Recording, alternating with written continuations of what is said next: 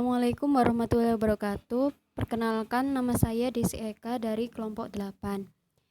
Di sini saya akan menjelaskan terlebih dahulu tentang teori frekuensi alel. Nah, sebelum kita memasuki teori frekuensi alel, terlebih dahulu saya akan menjelaskan tentang konsep-konsep genetika populasi sendiri. Jadi genetika populasi itu dapat disebut juga dengan ilmu yang mempelajari tentang terjadinya evolusi dalam suatu populasi. Nah, di sini pada genetika populasi itu ada kombinasi atau penggabungan antara konsep seleksi alam oleh Darwin dengan konsep pewarisan Mendelian. Nah, sebelum terjadinya kombinasi ini itu ditemukan terjadinya pertentangan antara teori Mendel dan teori dari Darwin. Pada teorinya Darwin itu menekankan sifat kuantitatif. Jadi sifat kuantitatif ini tuh sifat yang dapat diukur, misalnya seperti sifat dalam suatu populasi yang terus bervariasi, seperti kayak panjang bulu, kecepatan binatang saat berlari, dan lain-lain. Nah, semua itu kan dapat diukur ya, misalnya panjang itu dapat diukur dengan penggaris dan kecepatan dapat diukur dengan speedometer. Sedangkan menurut teori dari Mendel ini tuh hanya mengenali sifat yang jelas terlihat seperti warna dan lain. Jadi sangat bertentangan dengan teori dari Darwin. Nah, akibat pertentangan ini lahirlah genetika populasi yang menekankan pada luasnya variasi genetik dalam populasi dan dapat mengenali arti penting dari sifat kuantitatif pada suatu populasi tersebut. Jadi seperti itu. Nah, kemudian lanjut berikutnya. Nah, di sini kan kita membahas tentang genetika populasi lah. Kita tidak lepas dengan yang namanya populasi. Kemarin kan sudah kita pelajari pada biologi dasar dan juga pada biokimia bahwa hierarki kehidupan itu ada beberapa tingkatan, dan di dalam tingkatan tersebut salah satunya ada populasi. Nah, populasi adalah suatu kelompok individu yang terlokalisir yang digolongkan sebagai spesies yang sama. Nah, yang dimaksud dengan terlokalisir ini adalah populasi tersebut pada suatu tempat tertentu. Jadi individu tersebut terletak pada suatu tempat tertentu yang memiliki spesies yang sama. Nah, itu disebut dengan populasi. Kemudian yang kedua, populasi-populasi tersebut itu akan ketika berkumpul itu akan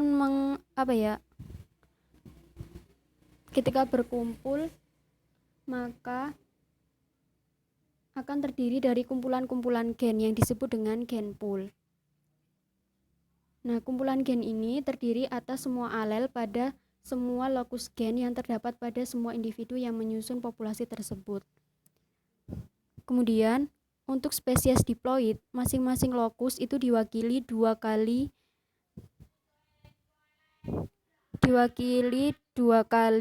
dalam genom suatu individu yang bersifat homozigot dan heterozigot. Jadi pada spesies diploid itu ada yang bersifat homozigot dan ada yang bersifat heterozigot, seperti itu. Lalu dalam suatu populasi dapat menghitung frekuensi dari homozigot dan heterozigot gen. Hasil dari perhitungan ini dapat diperoleh frekuensi masing-masing alel gennya.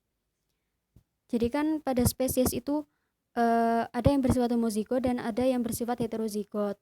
Nah, dari sifat ini dapat dihitung frekuensi dari gen-gennya. Kemudian dari perhitungan frekuensi gen tersebut kita dapat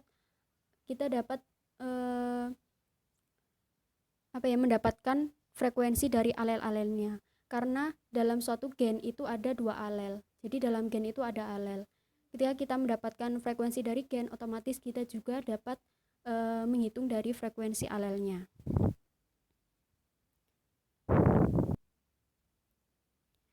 Kemudian selanjutnya cara memperkirakan frekuensi alel.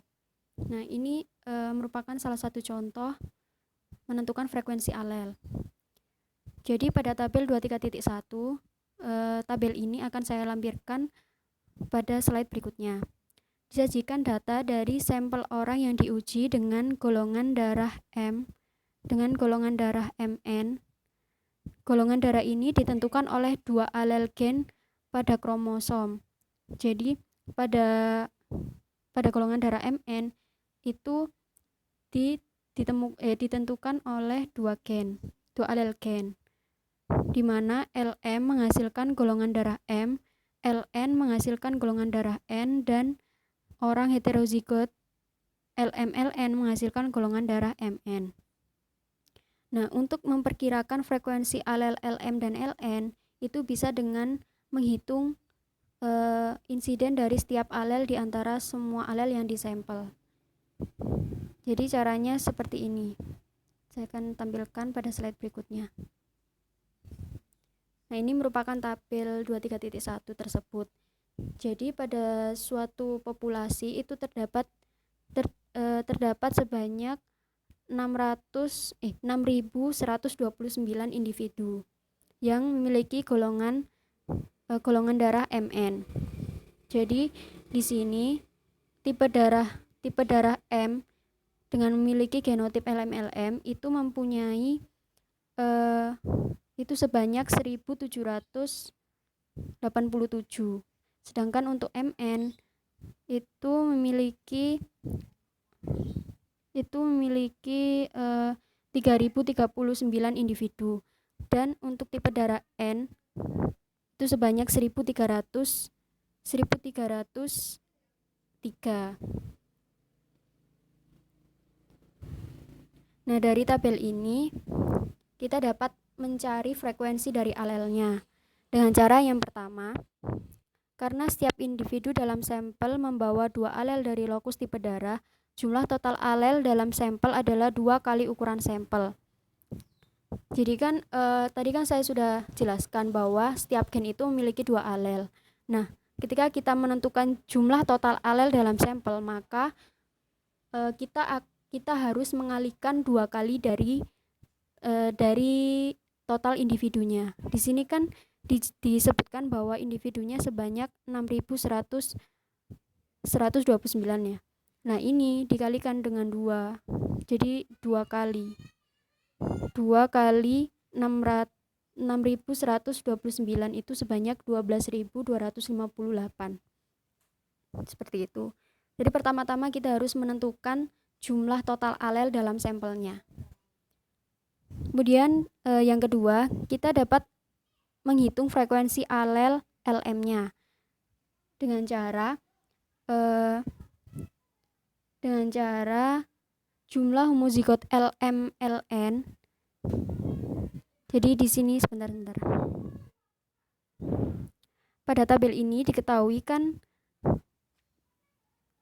jumlah homozigot LM-LM-nya pada frekuensi M ini itu kan sebanyak 1.782. Nah, ketika kita mencari frekuensi alel LM itu dengan cara jumlah homozigot LM ini dikalikan 2, kemudian nih, ini jumlah homozigot LM-LM-nya dikalikan dengan 2, kemudian ditambahkan dengan jumlah heterozigot LM-LN. Tadi kan heterozigotnya diketahui sebanyak 3.039. Nah, ini kemudian ditambahkan dengan 3.039, lalu dibagi dengan 12.258, dibagi dengan jumlah total alel dalam sampelnya. Nah, kemudian didapatkan frekuensi alel LM-nya sebanyak 0,5395. Nah, begitupun ketika mencari frekuensi alel LN, sama dengan ketika mencari frekuensi alel LM tadi. Nah, ketika sudah didapatkan frekuensi alel LM dan LN, untuk mempermudahkan kita, maka frekuensi alel LM ini dapat kita misalkan menjadi P. Sedangkan untuk alel ln kita misalkan menjadi Ki. Maka P atau frekuensi alel Lm tadi kan sebanyak 0,5395. Sedangkan untuk Ki yaitu frekuensi alel Ln sebanyak 0,4605. Nah, untuk lebih lanjutnya, karena Lm dan Ln ini mewakili 100% dari alel gen khusus ini, maka P ditambah Ki, jadi P yang ini, kemudian ditambahkan dengan Ki ini, itu hasilnya harus 1. Coba ditambahkan ya, P ditambah Ki, hasilnya akan 1. Nah, seperti itu. Nah, ini kan sudah didapatkan bahwa penjumlahan dari frekuensi alel Lm dan Ln itu harus 100%. Jadi ketika untuk mencari salah satu alelnya, yaitu ketika mencari salah satu alelnya itu dengan cara membalikkan rumus ini. Jadi misalnya kalau mencari frekuensi alel Lm itu bisa dengan 1 min Ki. Sedangkan untuk ketika mencari frekuensi alel Ki itu dapat dengan menggunakan cara Ki sama dengan 1 min P. Seperti itu. Jadi dibolak-balik pada rumusnya. Nah, selanjutnya di sini pada genetika populasi dan lebih jelasnya teori frekuensi alel itu tak lepas dengan yang namanya prinsip Hardy-Weinberg. Jadi awal mulanya Hardy itu seorang ahli matematika dari Inggris dan Weinberg adalah seorang dokter dari Jerman. Nah, Hardy dan Weinberg ini pada tahun 1908 itu menerbitkan sebuah makalah. Jadi keduanya ini menerbitkan makalah. Nah, makalah ini itu menggambarkan hubungan matematika antara frekuensi alel dan frekuensi genotipnya. Jadi makalah dari Hardy dan Weinberg ini sama-sama menggambarkan tentang hubungan matematika antara frekuensi alel dan frekuensi genotip. Kemudian hubungan-hubungan dari Hardy dan Weinberg ini itu disebut dengan prinsip Hardy-Weinberg oleh ilmuwan-ilmuwan dari ilmuwan genetika. Nah, prinsip dari Hardy-Weinberg ini memungkinkan kita untuk memprediksi frekuensi genotip populasi dari frekuensi alelnya. Lalu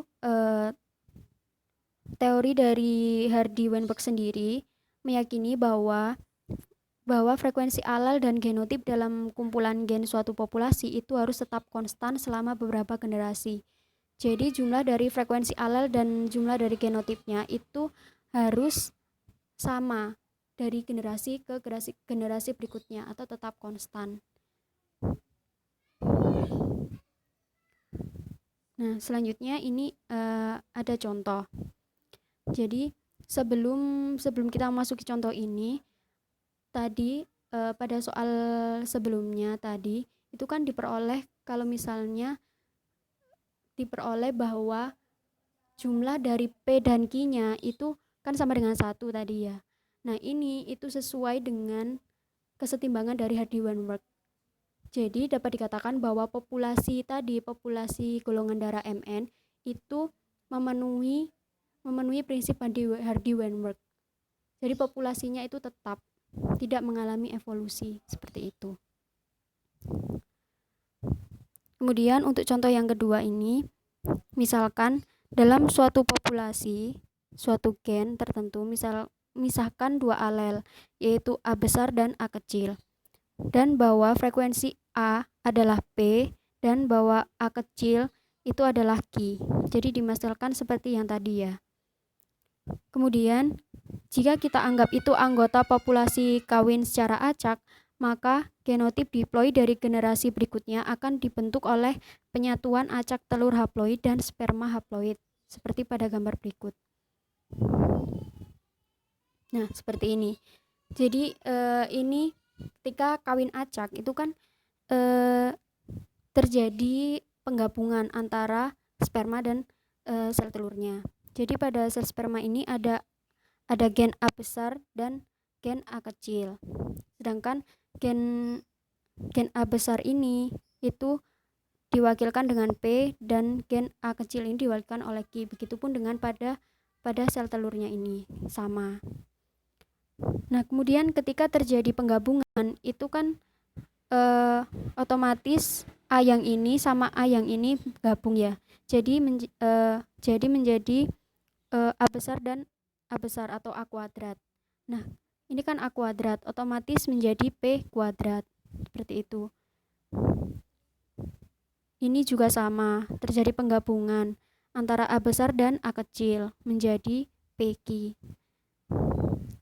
Sedangkan ini juga sama, yaitu pada homozigot resesif. Jadi A kecil menjadi Q kuadrat. Seperti itu.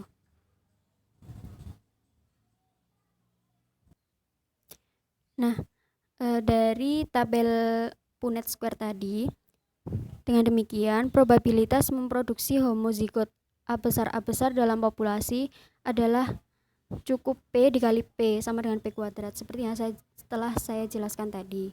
Sedangkan untuk probabilitas menghasilkan homozigot A kecil adalah Q dikali Q menjadi Q kuadrat.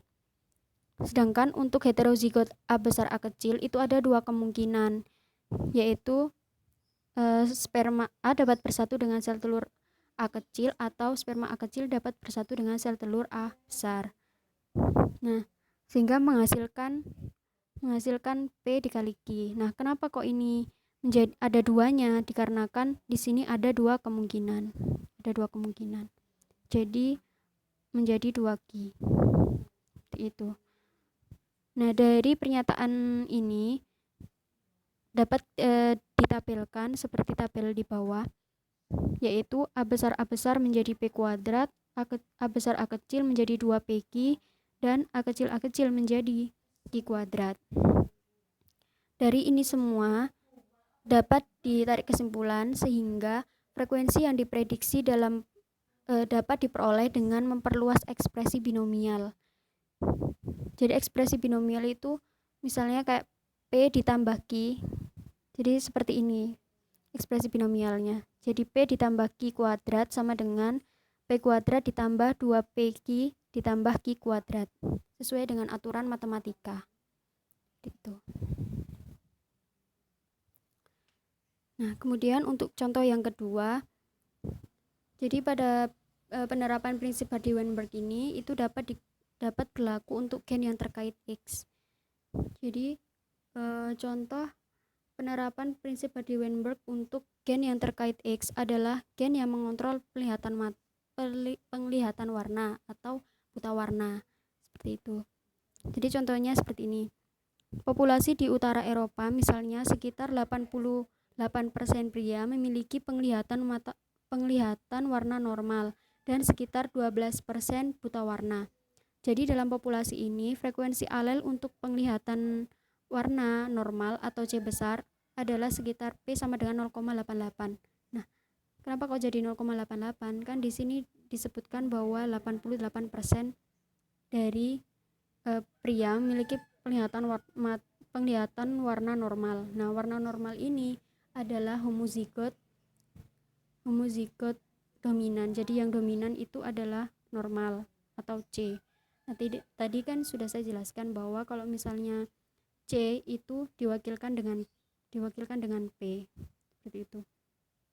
Jadi untuk P-nya adalah 0,88 dan frekuensi alel untuk buta warna atau C kecil adalah Q sama dengan 0,12. Nah, 0,12 ini didapatkan karena sekitar 12% itu buta warna. Nah, dari pernyataan ini didapatkan asumsi perkawinan acak dan frekuensi alel itu sama dalam dua jenis kelamin. Dan didapatkan pada tabel di bawah ini. Jadi pada pria itu kan memiliki genotip C besar sama C kecil. Pada pria kan genotipnya itu XY. Sedangkan pada wanita itu XX. Seperti itu. Jadi pada pria pada pria terdapat genotip C besar dan C kecil, dan pada wanita itu terdapat C besar, C besar, C besar, C kecil, dan C kecil, C kecil. Nah, kemudian didapatkan bahwa genotip dari C besar tadi itu kan diketahui P-nya sama dengan 0,8. Jadi di sini ditulis P-nya 0,8, sedangkan Q-nya itu 0,12. Nah, di sini kenapa kok pada kelamin wanita itu double gitu kan ya. Nah, ini itu menggunakan prinsip dari Hardy-Weinberg. Jadi dalam satu gennya itu terdiri dari 2 alel. Oleh karena itu ini menjadi double gitu. Jadi otomatis untuk P-nya ini dikuadratkan, sedangkan C besar dan C kecil itu menjadi 2PQ, dan C kecil menjadi Q kuadrat, sesuai dengan rumus yang sudah saya jelaskan tadi. Nah, perlu diketahui kalau misalnya ini dijumlah, yang ini dijumlah dengan yang ini dijumlah, itu hasilnya adalah 1. Jadi sesuai dengan prinsip dari Hardy-Weinberg. Nah, selanjutnya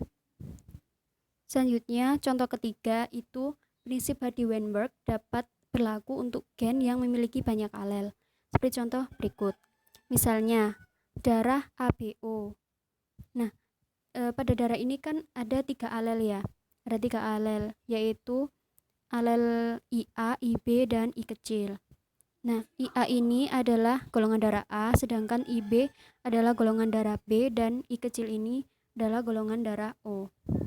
Jika frekuensi ini dimisalkan menjadi P, Q, dan R, jadi untuk IA ini itu dimisalkan P, sedangkan IB dimisalkan Q, dan I kecil dimisalkan dengan R. Seperti itu, seperti yang tadi. Nah, masing-masing maka frekuensi dari genotip ini berbeda di ABO dengan memperluas trinominal. Nah, tadi kan kalau gennya ada 2 alel, tadi kan menggunakan ekspresi binomial.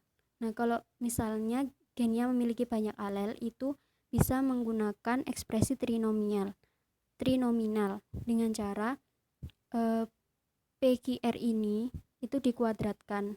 Jadi P ditambah Q ditambah R dikuadratkan menjadi P kuadrat ditambah Q kuadrat ditambah R kuadrat ditambah 2PQ dan ditambah 2QR ditambah 2PR. Jadi sesuai dengan konsep matematikanya. Nah, setelah didapatkan persamaan ini, itu dapat diperjelas lagi pada tabel di bawah tabel ini. Jadi pada tipe darah A itu kan mempunyai 2 alel. Genotipnya mempunyai 2 alel, yaitu IA, sehingga frekuensinya menjadi P kuadrat. Nah, kemarin kan sudah dipelajari bahwa genotip dari A ini nggak hanya IA, tapi ada juga IA sama I. Jadi ada unsur resesifnya. Jadi heterozigot A tapi dominan, ada heterozigotnya tapi dominan A. Jadi frekuensinya menjadi 2PR. Sedangkan untuk B juga seperti golongan darah A, yakni genotipnya IB dan diperoleh frekuensi QR kuadrat. Sedangkan I besar dengan IB dan I itu diperoleh frekuensi 2QR. Kemudian untuk tipe darah AB itu genotipnya IA, IB, frekuensinya menjadi 2PQ. Dan golongan darah O itu I kecil, sehingga frekuensinya menjadi R, seperti itu. Nah, semua ini itu kemudian menggunakan ekspresi trinominal menghasilkan persamaan ini. Nah, kemudian lanjut Nah, pada prinsip Hardy-Weinberg ini ada beberapa pengecualian. Jadi ada beberapa faktor-faktor yang menyebabkan prinsip Hardy-Weinberg ini tidak berlaku atau tidak berlaku secara teorinya gitu. Jadi pengecualiannya adalah yang pertama, adanya perkawinan non-random atau kawin tidak acak atau kawin pilih. Yang kedua adalah kelangsungan hidup yang tidak merata atau terjadinya seleksi alam. Dan yang ketiga ada subdivisi populasi, di mana populasinya itu populasinya kecil. Kemudian yang keempat ada migrasi dan yang kelima ada mutasi.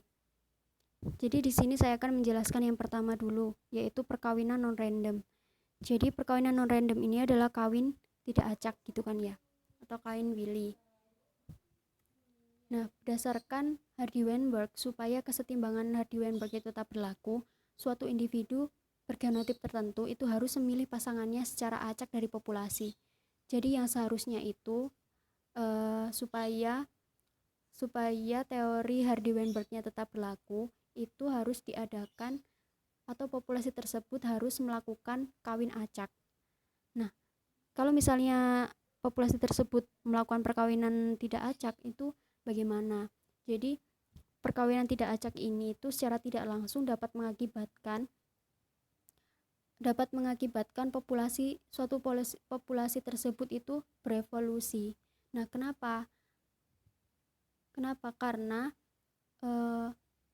ketika terjadi populasi tersebut kawin tidak acak, itu adanya perubahan dalam perilaku kawin asortif, populasi akan menggeser frekuensi genotip yang berlainan. Jadi secara tidak langsung dapat menggeser frekuensi genotipnya. Nah, seperti contoh, kawin antar kerabat itu menyebabkan frekuensi relatif genotip menyimpang kan ya. Contohnya, pada populasi bunga liar itu penyerbukan sendiri cenderung meningkatkan frekuensi genotip homozigot dan memperkecil genotip heterozigot. Nah, jika individu dengan genotip A besar dan A kecil mengadakan penyerbukan sendiri, maka keturunannya itu pasti homozigot, ya kan? Sesuai dengan persilangan dari hukum Mendel, itu pasti menghasilkan homozigot. Nah, akan tetapi jika tumbuhan A besar A kecil atau tumbuhan heterozigot melakukan penyerbukan sendiri, itu hanya separuh dari keturunannya yang akan heterozigot. Seperti itu. Jadi pada setiap generasinya perbandingan heterozigotnya itu akan semakin menurun dan perbandingan homozigot dominannya dan resesifnya akan meningkat. Seperti itu. Nah, kemudian ada juga jenis perkawinannya itu tak acak, seperti perkawinan asortatif atau perkawinan berdasarkan pilihan atau kawin pilih, di mana individu itu dapat memilih pasangan yang sama seperti dirinya dalam sifat fenotip tertentu, seperti itu kan ya. Sebagai contoh, ada beberapa kodok paling sering mengawini individu kodok lain dengan ukuran yang sama. Jadi kodok ini itu melakukan perkawinan secara pilih. Nah, manusia juga bisa melakukan perkawinan pilih, seperti kayak misalnya menggunakan ukuran sebagai kriteria untuk perkawinan berdasarkan pilihan. Wanita tinggi umumnya berpasangan dengan laki-laki tinggi juga, seperti itu. Nah, dapat diperhatikan sekali lagi bahwa perkawinan yang tidak acak atau kawin kerabat atau perkawinan pilih itu meningkatkan jumlah lokus gen dalam populasi yang homozigot. Tetapi perkawinan tidak acak atau tidak dengan sendirinya itu mengubah keseluruhan frekuensi alel dalam kumpulan gen populasinya. Namun demikian, perlu diingat bahwa struktur genetik suatu populasi itu ditentukan oleh frekuensi alel dan genotip. Jadi, ketika frekuensi alel dan genotipnya tidak seimbang, otomatis kan pada populasi tersebut itu terjadi perubahan kan, atau terjadi evolusi. Nah, terjadinya evolusi ini yang menyebabkan adanya pengecualian dari prinsip Hardy-Weinberg karena tidak seimbang, seperti itu. Nah, pengecualian yang kedua yaitu kelangsungan hidup yang tidak merata atau seleksi alam. Jadi yang dimaksud seleksi alam ini adalah suatu seleksi yang mengakibatkan alel itu diturunkan ke generasi berikutnya dalam jumlah yang tidak proporsional dengan frekuensi relatifnya pada generasi saat ini. Jadi tidak seimbang itu. Jadi seleksi alam ini tuh tergantung dari lingkungannya. Kalau lingkungannya berubah, namun pada suatu populasi tersebut atau suatu individu tersebut tidak bisa menyesuaikan dengan perubahan lingkungannya, maka individu tersebut akan mati. Nah, ketika adanya kematian dari salah satu individu, otomatis kan populasinya itu akan berubah gitu. Nah, hal ini yang dapat menyebabkan adanya pengecualian dari Hardy-Weinberg atau tidak sesuai dengan teori Hardy-Weinberg. Jadi tidak seimbang seperti itu. Nah, yang ketiga yaitu subdivisi dari populasi. Nah, untuk pengecualian prinsip Hardy-Weinberg yang ketiga adalah subdivisi populasi. Jadi yang dimaksud subdivisi populasi di sini adalah bahwa suatu populasi itu tidak hanya pada satu tempat tertentu saja. Nah, jadi kan tidak hanya pada satu tempat tertentu ya suatu populasi tersebut. Nah, bisa saja populasi ini itu ada pada tempat yang lain. Seperti misalnya ikan di satu danau itu mungkin memiliki frekuensi alel A yang tinggi, alel A dominan yang tinggi. Sedangkan di danau yang lain itu mungkin memiliki frekuensi alel A dominan ini itu rendah, jadi frekuensinya rendah. Sedangkan danau yang satunya itu tinggi. Nah, ketidakseimbangan frekuensi ini itu secara tidak langsung dapat membuat populasi secara genetis itu tidak homogen, dan ketidakhomogenan seperti ini itu dapat melanggar teori dari Hardy-Weinberg bahwa frekuensi alel harus seragam di seluruh populasi. Jadi di satu populasi ini harus sama dengan frekuensi alel dari populasi tertentu, suatu tempat tertentu, seperti itu. Kemudian yang keempat, ada pengecualian berupa migrasi. Jadi migrasi ini kan suatu perpindahan individu dari satu wilayah ke wilayah yang lain, seperti itu. Jadi ketika suatu individu itu berpindah, secara otomatis kan pasti mereka itu membawa wilayah mereka atau bersama dengan gen mereka. Jadi ketika dia berpindah, otomatis gennya juga berpindah kan. Nah, seperti contoh